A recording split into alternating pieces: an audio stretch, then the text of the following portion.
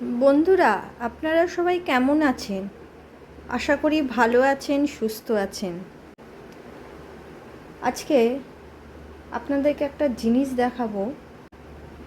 তো তার আগে আমি বলি, আমার শরীরটা খুব একটা ভালো যাচ্ছে না কদিন ধরে। তাই আমি কালকে এমনই শরীরটা অসুস্থ ছিল যে রান্না করতে পারিনি। এর জন্য আমার ছেলে অনলাইনে খাবার অর্ডার দিয়েছিল। তা চলুন আসল ঘটনাটা আপনাদেরকে বলি। অনলাইন থেকে যে খাবার দেয় অর্ডার, সেই অর্ডার দিয়েছে খাবার রাত্রিবেলা একটা বাটার নান আর তড়কা। সেই তড়কা খাওয়া হলো।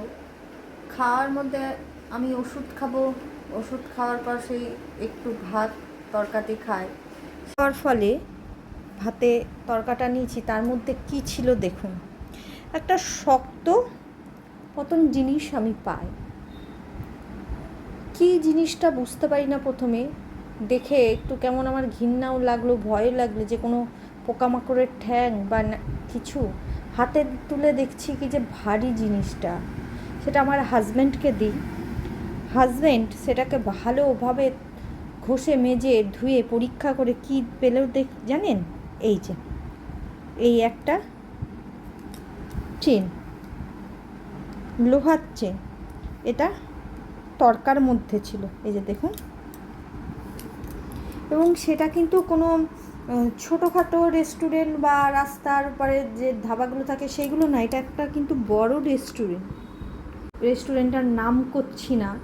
তা আপনারা বলুন যে খাবারটা খাচ্ছি, তার মধ্যে যদি এই রকম জিনিস পাই তাহলে কি সেফটি আছে খাবারটা খেয়ে আমরা মরবো না বা কোনো বিষক্রিয়া আমাদের হবে না?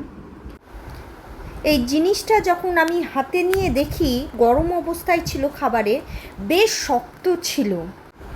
দেখেই বোঝা যাচ্ছিল খাবারের সঙ্গে এটা বেশ অনেকক্ষণ ধরেই হিট হয়েছে, সেই জন্য এরকম একদম শক্ত হয়েছিল, একটা রডের মতন হয়েছিল।